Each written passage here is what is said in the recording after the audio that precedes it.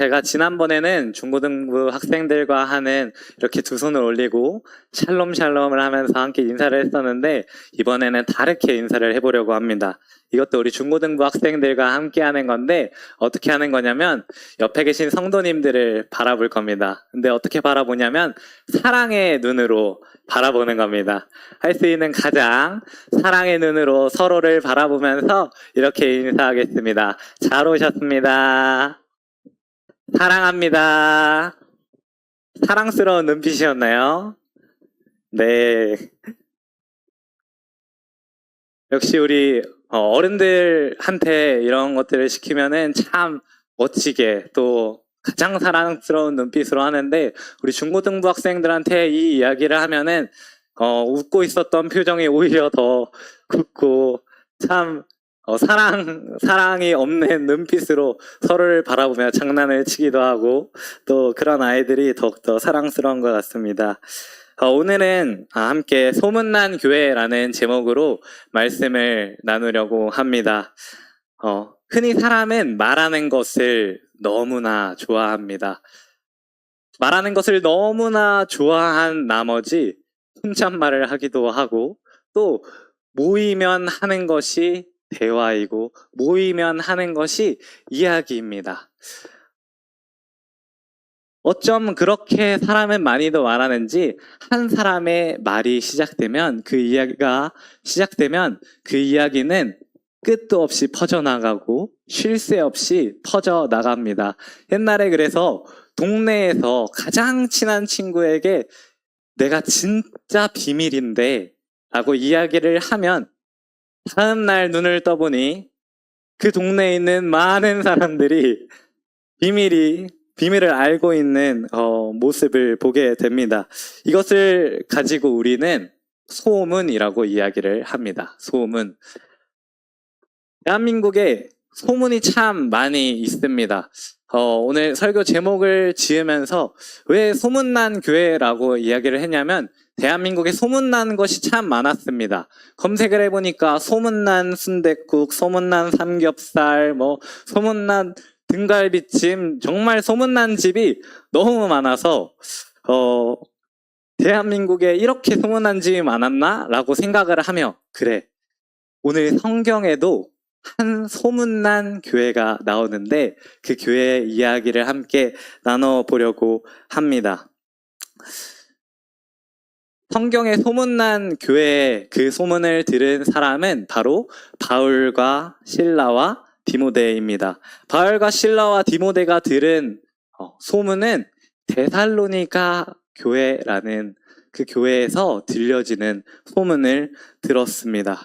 데살로니가 교회가 모든 믿는 자의 본이 되었다라는 아주 좋은 소문을 들은 것인데요. 데살로니가는 이런 교회였습니다. 바울과 실라는 2차 전도 여행에서 데살로니가 도시를 방문을 했었는데요. 데살로니가는 바울과 실라가 데살로니가에 방문하기 전에 들렸었던 곳은 바로 빌립보라는 도시입니다. 빌립보라는 도시에 있었던 일은 우리가 너무나도 잘 알고 있습니다. 바울과 실라가 기도를 하러 가는 가운데 귀신 들린 여종을 만나게 됩니다. 그러자 바울이 그 귀신 들린 여종을 보면서 예수 그리스도의 이름으로 명하노니 귀신아 물러가라라고, 귀신아 떠나가라라고 이야기를 하니까 그 귀신이 떠나가게 됩니다. 그렇게 아주 좋은 일을 한 바울에게, 영적인 굉장히 놀라운 일을 한 바울에게 다가오는 것은 감옥이라는 시련이었습니다.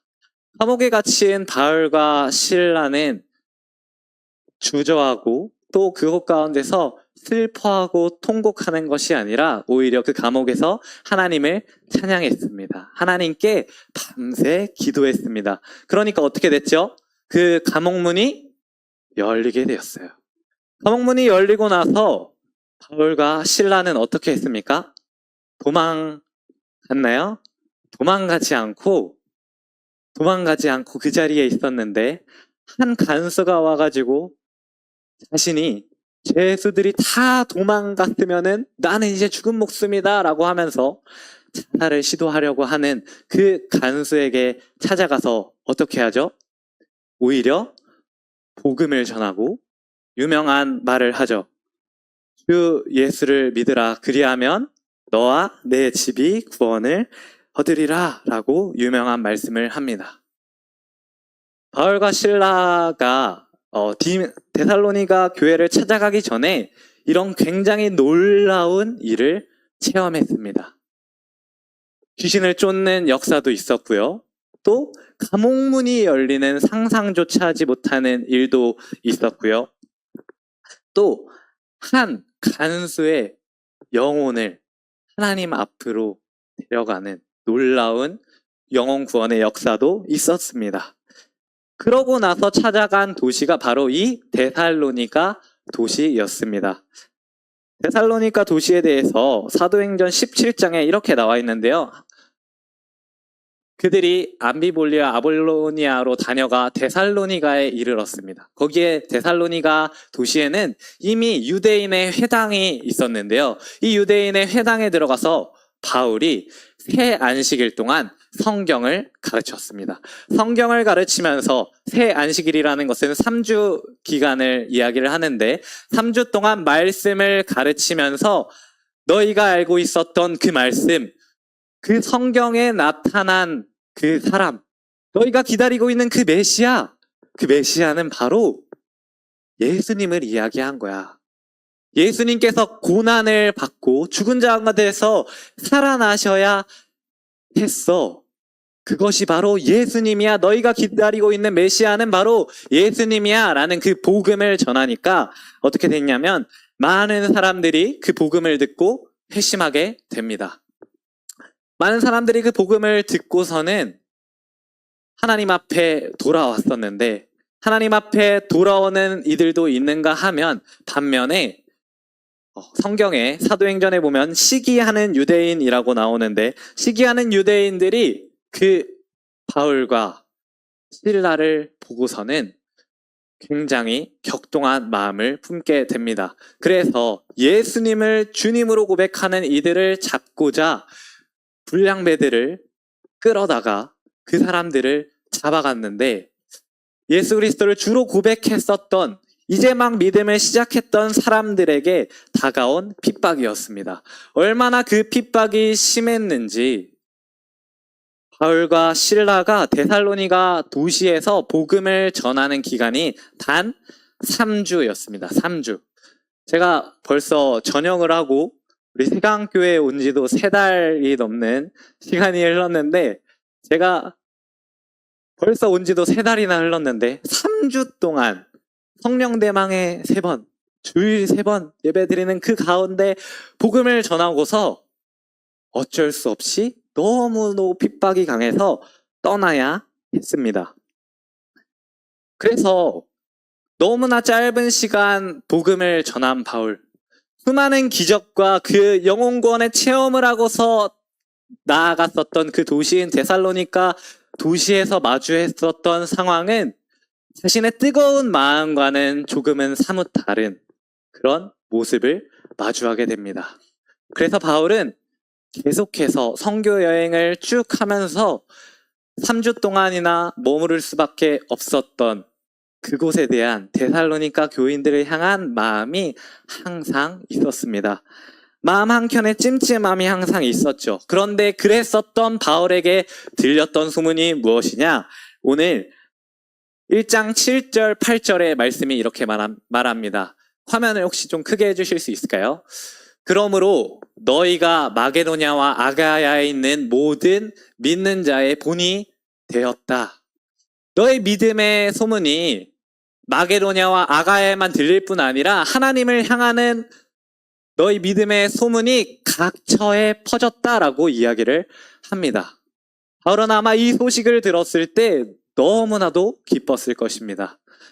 3주밖에 머무를 수밖에 없었던 그곳에서 바울은 복음의 씨앗을 뿌렸지만 그곳에서 열매를 보지 못할 줄 알았으나 줄기가 자라고 열매가 나타나는 모습이었습니다. 그래서 우리가 오늘 이 소문난 교회, 바울이 정말 기뻐했었던 그 소문난 교회의 모습은 어떠했는지를 함께 살펴보기를 원합니다. 우리 3절 말씀을 함께 읽어볼 텐데요. 함께 읽겠습니다. 시작! 너희의 믿음의 역사와 사랑의 수고와 우리 주 예수 그리스도에 대한 소망의 인내를 우리 하나님 아버지 앞에서 끊임없이 기억하매니 아멘. 오늘 말씀에서 나타나는 것은 우리가 잘 알고 있는 믿음, 소망, 사랑입니다. 이것에 대해서 우리가 함께 이야기를 나눠보려고 하는데요. 첫 번째는 믿음의 역사입니다. 믿음의 역사. 너희 믿음의 역사와 라고 이야기를 하면서 그들이 가진 데살로니가 교인들이 가졌었던 그 믿음을 가지고 너희의 믿음이 라고 이야기를 하는 것이 아니라 믿음의 역사가 라고 이야기를 하는 것입니다. 믿음의 역사라는 말을 영어로 하면 뭐라고 이야기를 하냐? Work of faith 라고 이야기를 합니다. 이 말은 무슨 뜻이냐? 믿음의 행동, 믿음의 일이라는 뜻입니다. 믿음의 역사라는 말은 다시 말해서 믿음의 행동입니다. 데살로니가 교인들은 믿음의 행동을 가졌습니다. 어떠한 믿음의 행동을 가졌냐? 9절 말씀에 보니까 이렇게 말합니다. 너희가 어떻게 우상을 버리고 하나님께로 돌아왔는지, 너희가 어떻게 우상을 버리고 하나님께로 돌아왔는지 소문이 자자하다. 데살로니가 도시는 마게도냐의 큰 도시였습니다. 마게도냐의 큰 도시에서 그리스 로마의 문화 속에 수많은 이방신들이 있었습니다. 그곳 가운데 수많은 이방신들이 그냥 하나의 종교로서 그냥 믿는 신으로서 있는 것이 아니라 그 신들이 삶의 문화 속에 깊숙이 파고들어서 우상을 섬기는 것, 그러니까 다른 신을 섬기는 일이 너무나 많이 비일비재하고 일상생활에서 그냥 드러나는 일이었습니다. 그런데 그러했던 문화 속에 살아가는 너희가 어떻게 그 우상들을 버리고 하나님께로 향했는지 그 소문을 들었습니다. 데살로니가 교회 사람들은 믿음을 가지고 있었습니다. 그 믿음을 가지고 있었다라는 것에 대해서 어떻게 알 수 있냐면 믿음을 가진 사람의 행동을 통해서 알 수 있는 것입니다. 야고보서 2장 26절에는 이렇게 이야기를 하죠. 영혼 없이 몸이 죽은 것 같이 행함이 없는 믿음은 죽은 것이니라. 믿는 자는 행함이 나타나야 합니다. 믿음의 역사가 일어나야 한다라는 말입니다. 예수님을 믿는다라고 많은 이들이 말하지만 실제로 우리의 삶과 또 우리의 행동은 사뭇 다른 모습들이 종종 보이곤 합니다. 교회에서는 예수님을 저는요 너무 잘 믿습니다. 제 중고등부 그 설교 시간에 우리 중고등부 학생들의 신앙의 연차를 한번 물어봤습니다. 우리 고3 학생인 친구들이 벌써 교회에 나와서 예수님에 대해 이야기를 듣고 말씀을 들은 지가 벌써 19년이나 되었다고 합니다. 벌써 중학교 1학년인 친구들도 10년이 넘는 시간 동안 교회에 나와서 계속해서 말씀을 들었습니다. 그런데 우리가 신앙의 그 시간들은, 신앙의 연차는 계속해서 쌓여가지만 여전히 우리의 삶 가운데는 믿음이 있는 것처럼 느껴지지만 정작 믿음의 역사가 없을 때가 많이 있습니다. 2025년 우리 세강교회 표어가 무엇이죠? 나는 예수님을 믿습니다. 나는 예수님을 믿습니다. 라는 이 고백은 다른 것이 아니라 믿는 사람으로서 내가 살아갑니다. 내가 그렇게 행동합니다. 라고 말하는 것입니다. 사실 믿음을 지키는 일은 어렵지만 쉬운 것입니다. 왜 쉽냐? 우리가 아침에 일어나서 집을 나서기 전에 고백합니다. 나는 예수님을 믿습니다. 나는 예수님을 믿습니다. 라고 고백하며 나가서 딱 나가는 그 출근길 가운데, 아, 오늘도 내가 회사에 가네. 아, 이렇게 아침엔 왜 이렇게 힘들고 피곤하고 짜증나는 거야? 라는 고백을 할까요? 나는 예수님을 믿습니다. 라고 고백을 하고 나가면 분명히 우리가 마주하는 햇살과 또 그 아침 공기 속에 불평보다 감사를 찾게 될 것입니다. 회사에 나가서 회사에 딱 들어가기 전에 나는 예수님을 믿습니다 라고 고백을 하고 들어간다면 회사에 들어가서 우리 또 저 상사의 얼굴을 내가 보면서 하루를 지내야 되네 라는 마음을 품을까요? 아니요. 우리의 믿음의 고백을 한다면 우리의 믿음의 삶은 저절로 따라오게 되어 있는 것입니다. 믿음의 역사란 그런 것입니다. 우리가 먼저 입으로 나는 예수님을 믿습니다 라고 고백을 하고 내가 시인한다면 그렇게 행동할 수 있는 것입니다. 우리 함께 고백해 볼까요? 나는 예수님을 믿습니다. 나는 예수님을 믿습니다. 아멘. 우리 3절 말씀을 다시 한번 보겠습니다. 너희 믿음의 역사와 사랑의 수고와 두 번째가 무엇이죠? 바로 사랑의 수고입니다. 사랑의 수고. 데살로니가 교회는 믿음, 소망, 사랑이지만 순서대로가 아니라 사랑이 먼저 나오는데요. 사랑의 수고가 있었습니다. 여러분, 사랑이라고 하면은 무엇이 먼저 떠오르십니까? 사랑하면 하나님이 먼저 떠오르시나요? 아니면 혹은 내 남편, 내 아내가 먼저 떠오르시나요? 우리 중고등부 학생들한테 이 사랑이라는 단어를 말하면 굉장히 설레고 또 풋풋한 그런 이야기를 합니다. 마치 이런 드라마들을 생각을 하면서 아직 사랑을 제대로 해본 적이 없기 때문에 이러한 것을 생각하면서 너무나 로맨틱하고 너무나 좋은 것들을 생각하곤 합니다. 그런데 조금만 크면 대학만 가더라도 사랑에 대해 이야기를 하면은 설레는 것을 이야기하기도 하지만 또 반면에 어떤 부분도 있죠? 힘들고 또 뭔가 고되고 그러한 느낌들이 우리에게 막 다가옵니다. 아마 저보다는 여기 계신 성도님들이 사랑에 대해 더 잘 알고 정말 그 가슴 설레는 사랑도 또 정말 힘든 사랑도 잘 아실 거라고 생각합니다. 이 사랑의 수고라는 말은 다시 말해서 뭐라고 이야기를 하냐? 사랑의 노동이라고 이야기할 수 있습니다. 사랑의 노동. 이해가 되시나요?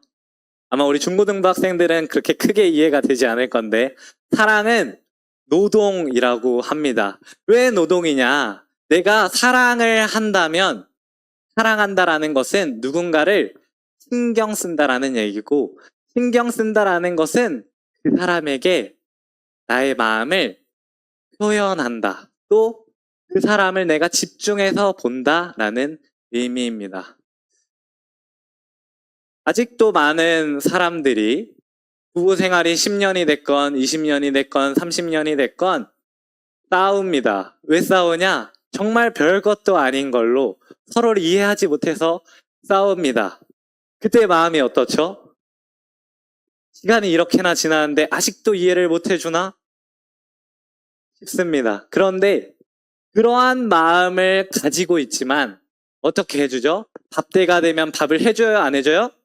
해줍니다. 또 서로에게 해야 되는 것들을 잘 지킵니다. 어제 분명 싸우고 화가 났지만 오늘 퇴근하는 길에 나 지금 들어가고 있어 라고 전화도 하고요. 꼭 서로가 지켜야 할, 그러니까 사랑한다면 지켜주어야 할 것들에 대해서 불쾌하고 힘들지만 지켜나가고 있습니다. 그것이 바로 사랑입니다. 그래서 많은 사람들이 고린도전서 13장을 생각하면서 사랑은 오래 참고 온유하며 시기하지 아니하며 자랑하지 아니하며 쭉쭉쭉쭉 이야기를 하면서 그래, 사랑은 이런 것이지. 내가 참아야 돼.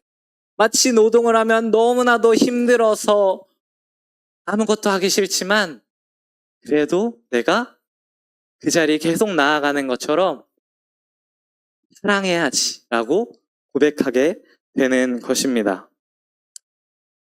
그런데 이 사랑이라는 것은 참 추상적이고 또 어떻게 보면 쉽게도 들리고 어렵게도 들리는 것이 바로 사랑입니다.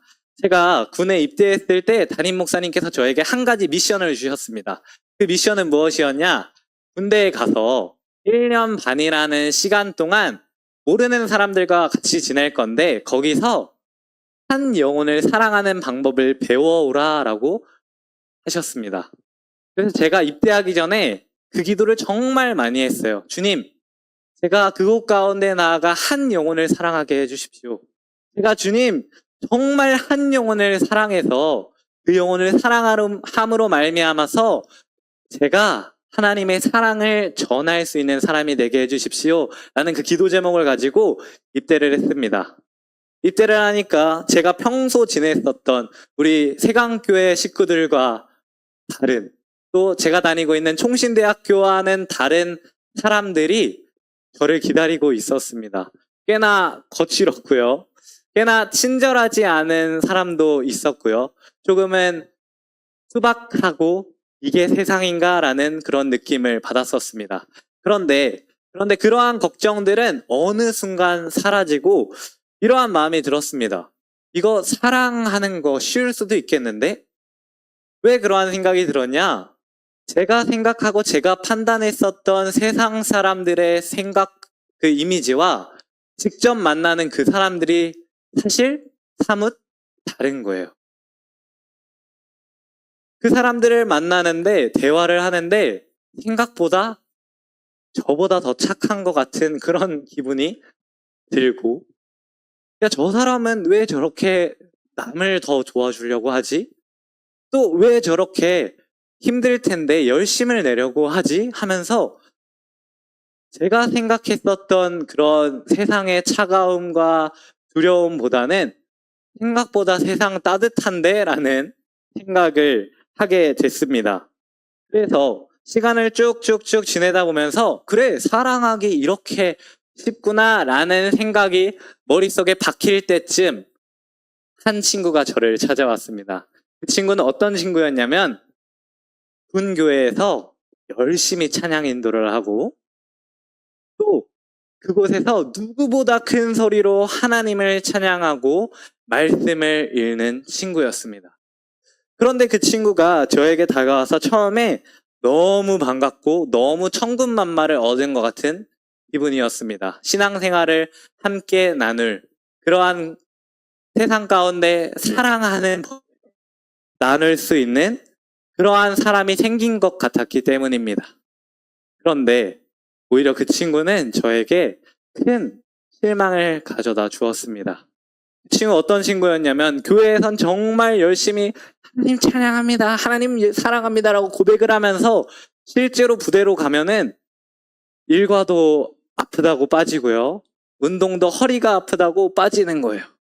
그래서 지휘관들이 매일 그 친구 때문에 고민하고 또 그 친구가 얼마나 많은 사고를 쳤는지 부대를 3번이나 옮겨 다닐 정도로 고생을 치른 거예요. 그래서 3번이나 옮긴 끝에 저희 군에 있던 목사님하고 이러한 얘기를 하게 됩니다. 이 친구 어디를 보내도 사고 치는 친구다. 교회에서만 이렇게 잘 하는 것처럼 보이고 얘 우리가 데리고 있자 하면서 그 친구가 제가 있는 곳으로 3번이나 부대를 옮겨서 오게 됐습니다. 문제가 있는 사람들이 볼 때는 너무나도 다가가기 싫어합니다. 제가 있었던 군대에서도 많은 제가 그 사람들마저도 그 친구에게 말을 하는 것이 꺼려졌습니다. 그 친구를 멀리하는 겁니다. 오히려 그 친구를 이야기를 하면서 아니 현욱이 너는 왜 그 친구랑 같이 있어? 아니 어떻게 같이 있을 수 있어? 라는 말을 들을 정도로 그 친구 정말 교회 다니는 사람 맞아? 라고 할 정도로 교회랑 세상과 다른 모습을 살아내는 친구였습니다. 그 친구를 만났을 때 느꼈습니다. 사랑 쉽지 않구나. 오히려 세상 사람들이 그 친구보다 나은 것 같고, 오히려 그 친구는 교회를 욕되게 하는 친구인 것처럼 너무 느껴졌습니다. 그래서 이 친구를 품어주는 게 맞나? 이 친구를 도대체 내가 어떻게 바라보아야 하나? 이 친구랑 말 거는 게 너무 싫다라는 마음이 제 마음 가운데 들게 됐습니다. 그런데 그때 제가 했었던 기도를 목사님께서 주셨던 그 미션을 떠올리고 또 함께 사랑으로 품어가자던 군에 있었던 그 목사님의 말씀이 머릿속에 들어왔습니다. 그래, 이 친구가 지금 사람들이 다 피하고 말도 걸어주지도 않고 아무것도 안 해서 결국 3번이나 부대를 옮겨 우리 부대로 왔는데 얘를 어떻게 하겠어? 교회가 품어야지. 교회가 사랑해야 되지 않겠냐? 라고 이야기를 하면서 그래, 얘 우리 한번 아무런 사고도 치지 않고 전역할 수 있게 해보자 라고 이야기를 했습니다. 그렇게 그 친구가 전역할 때까지 또 제가 전역할 때까지 그 친구를 정말 사랑으로 보듬었습니다. 아무도 그 친구랑 밥을 먹으러 가주지 않아서 제가 그 친구를 기다리면서 밥을 먹으러 갔다가 다른 친구들은 이미 다른 것을 하러 다 올라가고 저보고 빨리 오라고 이야기를 하지만 밥 먹을 때까지 기다렸다가 아무도 그 친구랑 샤워를 같이 해주지 않아 그 친구랑 샤워를 하고서 놀러 가고 또 그 친구를 데리고 괜히 PX나 한번 가자라고 이야기를 하면서 사랑을 실천하려고 노력했습니다. 그런데 그때 들었었던 것이 사랑은 밖에서 하는 것보다 안에서 하는 게 참 힘들다라는 생각이 들었습니다. 사랑은 그렇습니다. 내가 아무런 기대가 없는 사람에게 하는 것보다 그냥 세상 가운데 나가 그래 내가 도촌동에 있는 사람들을 사랑해서 전도해야지 라는 것보다 함께 신앙생활하는 내가 가진 기대가 있는 우리 세강의 식구들을 사랑하고 또 나의 가족들을 사랑하는 것, 내 주변에 있는 사람들을 사랑하는 것이 오히려 더 힘든 것 같습니다. 그러나 오늘 데살로니가 교회의 사람들은 사랑을 수고했습니다. 사랑을 노동처럼 힘써 일했습니다. 우리가 그렇게 되기를 소원합니다. 마지막으로 소망의 인내인데요. 소망의 인내. 1장 3절 중반을 보면 우리 주 예수 그리스도에 대한 소망의 인내를 라고 이야기를 합니다. 마지막은 소망입니다. 어쩌면 오늘 이 소망 이 부분이 오늘 말씀의 결론일지 모르겠습니다. 우리가 지금까지 해서 믿음은 살아내야 된다라고 이야기를 하며 사랑은 노동이다, 수고해야 된다라는 말을 했습니다. 너무 어려운 것이죠. 너무 어려운 부탁을, 어려운 말을 제가 했습니다. 그런데 왜 우리가 그것을 해 나가야 하냐? 그것이 바로 오늘 이 이유가 있기 때문입니다. 우리는 소망을 가진 사람입니다. 어떠한 소망을 가졌냐? 우리 주 예수 그리스도에 대한 소망을 가졌습니다. 소망을 가진 사람은 어떻게 하냐? 인내합니다. 인내는 아무나 할 수 있는 것이 아닙니다. 인내는 누구보다 아래에 있는 사람이 할 수 있습니다. 더 자세가 낮은 사람이 할 수 있는 것이 인내입니다. 가장 높은 곳에 앉아 있다면 인내심이란 참는 것이란 없을 것입니다. 그런데 우리가 왜 소망의 인내를 하냐? 우리가 예수 그리스도 안에 있기 때문입니다. 예수 그리스도 안에 있기 때문에 우리가 인내를 하는데 우리가 가진 그럼 그 소망은 무엇입니까? 예수님께서 이 땅에 다시 오실 것이라는 그 소망입니다.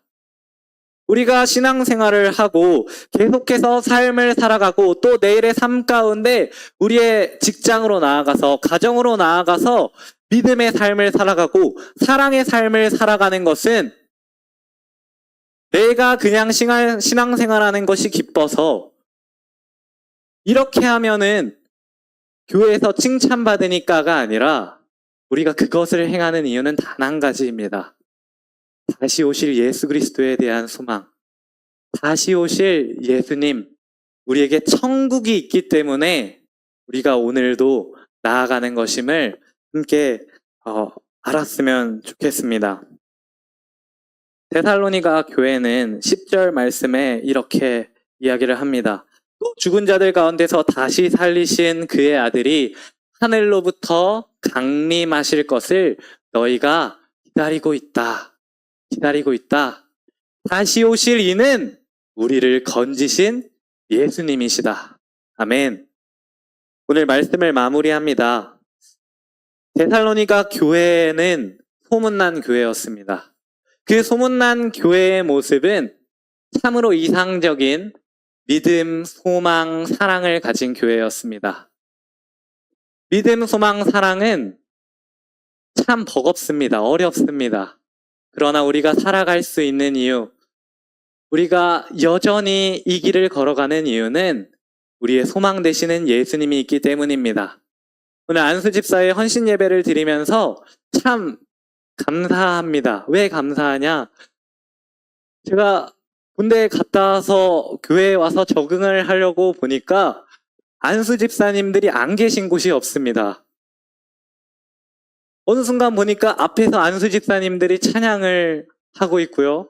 또 어느 날은 식당에 내려갔는데 안수집사님과 또 많은 장로님, 남자 집사님들께서 칼을 들고 또 교회 식당에서 요리하는 모습을 보았습니다. 또 운행도 하고요.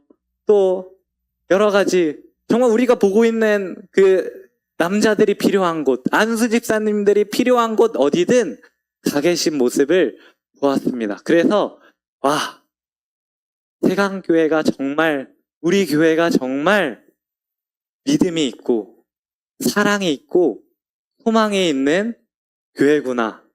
더욱더 자라가고 있는 우리의 소망 되신 예수 그리스도께로 자라가고 있는 교회이구나를 마음으로 또 생각하고 또 그들을 위해서, 우리 안수 집사님들을 위해서 기도했습니다. 우리가 오늘 함께 말씀을 나눴던 것처럼 우리 안수 집사님들이 오늘을 살아가고 있는 것처럼 더욱더 믿음의 자리로, 사랑의 자리로 또 그 소망을 품고 나아가셨으면 좋겠습니다. 그뿐만 아니라 이 교회, 우리 교회에서 섬김의 자리로 그 자리에 나아가야 한다라는 그 사명을 가지고 나아가시는 안수 집사님들을 우리가 또 바라보면서 성도인 우리가 같이 나아갔으면 좋겠습니다.